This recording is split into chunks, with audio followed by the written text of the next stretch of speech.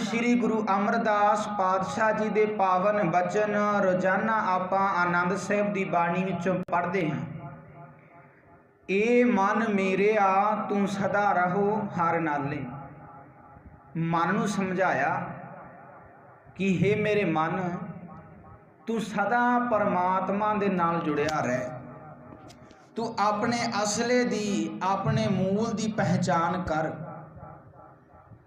ते जदों आपां गौड़ी राग दे अंदरों गुरु अर्जन साहिब पातशाह जी दे पावन बचन पढ़ते हैं, गुरु अर्जन साहिब पातशाह जी ने समझाया कि जो मनुख अपने असले दी अपने मूल दी पहचान नहीं करते, उन्हां मनुखां दा जीवन किस तरह दा हुंदा है, उन्हां मनुखां दे जीवन दे अंदर की गिरावट आउंदी है, हाल की बन जाता है जीवन दा। गुरु अर्जन साहिब पातशाह जी ने बख्शिश की, खखड़ियाँ सुहावियाँ लगड़ियाँ अक कंठ, बिरह विछोड़ा धनी स्यों नानक सह सह गंठ। अक दियाँ ककड़ियाँ उदों तक सोहणियां लगदियां ने जदों तक अक दे नाल उन्हां टाहणियां दे नाल जुड़ियां होईयां ने, टाहणियां दे नाल लगियां होईयां ने, उदों तक सोहणियां लगदियां ने। जदों वो टाहणियां दे नाल टुट जांदियां ने, पातशाह जी ने आख्या बिरह विछोड़ा धनी स्यों नानक सह सह गंठ। जदों अक दे टाहणियां दे नाल टुटदियां ने, उदों वो खिलर के तुंबा तुंबा हो जांदियां ने। ते इसे तरह गुरु अर्जन साहिब पातशाह जी ने आख्या जदों तक मनुख अकाल पुरख परमात्मा दे नाल जुड़िया है, अकाल पुरख की सिफत सलाह करता है, उदों तक जीवन बहुत सोहना है, जीवन सलाहण योग है। पर जदों ये अपने मूल तो टुटेगा, इसदा विछोड़ा अकाल पुरख परमात्मा दे नाल पवेगा, कर्म माड़े होण करके तां पातशाह जी ने आख्या है इहदा जीवन भी उस खखड़ी वांग खिलर के तुंबा तुंबा हो जाएगा। मूल नाल जुड़िया रहेगा तां जीवन सोहना है, जेकर मूल दे नाल टुटेगा तां इसदा जीवन भी उस खखड़ी वांग बिखर जाएगा, खुआर हो जाएगा। इसका जीवन हार बिसरत सदा खुआरी, फिर जीवन खुआर है, जीवन चढ़दी कला वाला नहीं हो सकता। हुण मूल की है साडा, जदों आपां पातशाह जी की पावन बाणी नूं पढ़ते हैं। गुरु अमरदास पातशाह जी ने आख्या मन तू जोत स्वरूप है अपना मूल पछाण। मन नूं समझाया कि हे मन, तू परमात्मा अकाल पुरख दी अंश है, अपने असले दे नाल सांझ बना, उस असले दी पहचान कर। मन हर जी तेरे नाल है, गुरमति रंग मान। अकाल पुरख परमात्मा हमेशा तेरे नाल है, अंग संग वसदा है। तू गुरु दी मत लैके अकाल पुरख परमात्मा दे मिलाप दा आनंद मान। ये आनंद मान ले गुरु दी मत प्राप्त करके। मूल पछाण है तां शाह जाना, मरण जीवन की सोझी हुई। जे तू अपने असले नाल सांझ बना लें तां अकाल पुरख परमात्मा दे नाल ते डूंगी सांझ पै जाएगी। असली दी पहचान कर लै, डूंगी सांझ अकाल पुरख दे नाल पै जाएगी।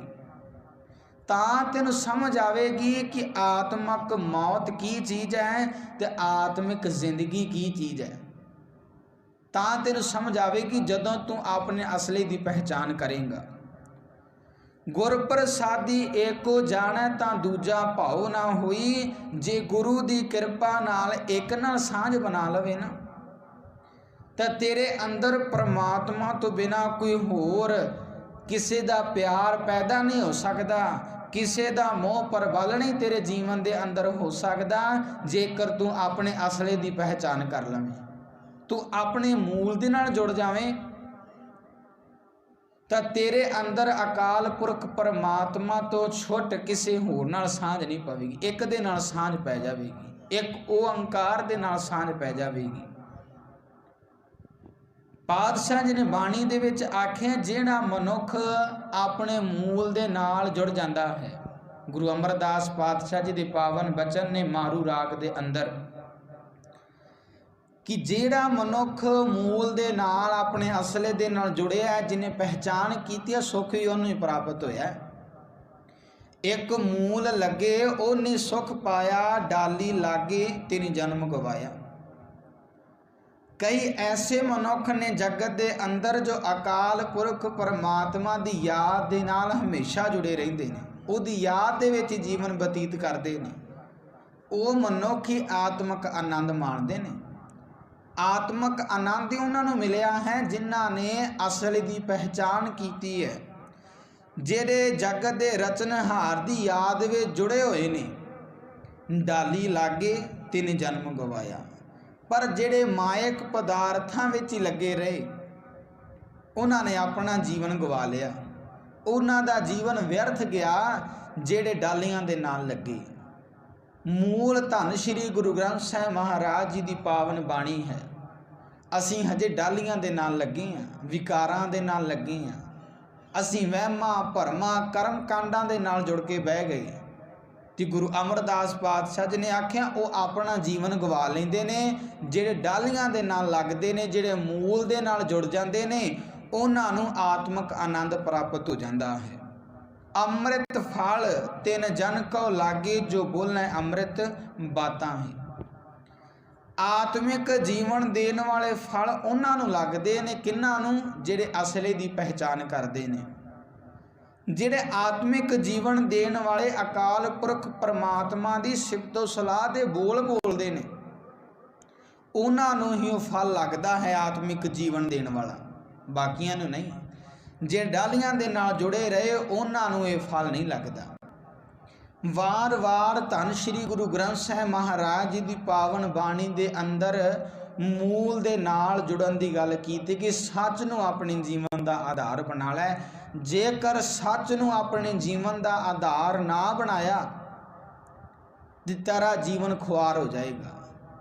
तेरा जीवन खखड़ियां दे वांग खिलर के तुम्बा तुम्बा हो जाएगा। जिस तरह एक पत्ता अपने मूल भाव दरखत दे नाल जुड़िया है, उदों तक हरा भरा है, लचक भी है जीवन के अंदर उहदे अंदर। पर जदों दरखत दे नाल टुटदा है, पीलापन भी आ जाता है, लचक भी गवा जाती है उहदे विचों।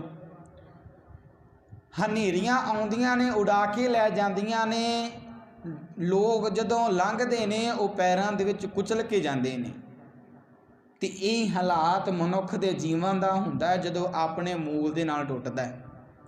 हनेरियां आउंदियां ने, काम क्रोध लोह मोह हंकार दियां उड़ा के लै जांदियां ने। वहमां भरमां कर्म कांडां दियां हनेरियां आउंदियां ने। जिन्हें किसी ने कह दिता कि फलाना बाबा वाला करनी वाला है, उहदे कोलों धागा बनवा के लियाओ, जीवन के अंदर सुख आ जाता, बंदा उधर ही टुर पैंदा है। ये हवावां चलदियां ने, उड़ा के लै जांदियां ने। जीवन व्यर्थ हो जाता है जदों मनुख अपने मूल दे नाल टुट जाता है। अपने जीवन के अंदर अपने असले की अपने मूल की पहचान होनी बहुत जरूरी है। जेकर अपने असले की पहचान ना की तो बंदे नूं बंदा क्या ही नहीं जा सकता। मनुख पशुआं वाला जीवन बतीत करता है जेकर असले की पहचान नहीं हैगी, जेकर अपने मूल दे नाल नहीं जुड़िया। तां ही पातशाह जी ने वार वार बाणी दे अंदर मूल दे नाल जुड़न की गल कीती है कि भलिया जेकर तू अपने मूल दे नाल जुड़ जाएगा तेनों आत्मिक आनंद प्राप्त हो जाएगा। जेकर तू अपने मूल दे नाल नहीं जुड़दा तेरा जीवन खुआर है। गुरु अर्जन साहब पातशाह जी ने आख्या है, खखड़ियां सुहावियां लगड़ियां आंक कंठ, बिरह विछोड़ा धनी स्यों नानक सहस है गंठ।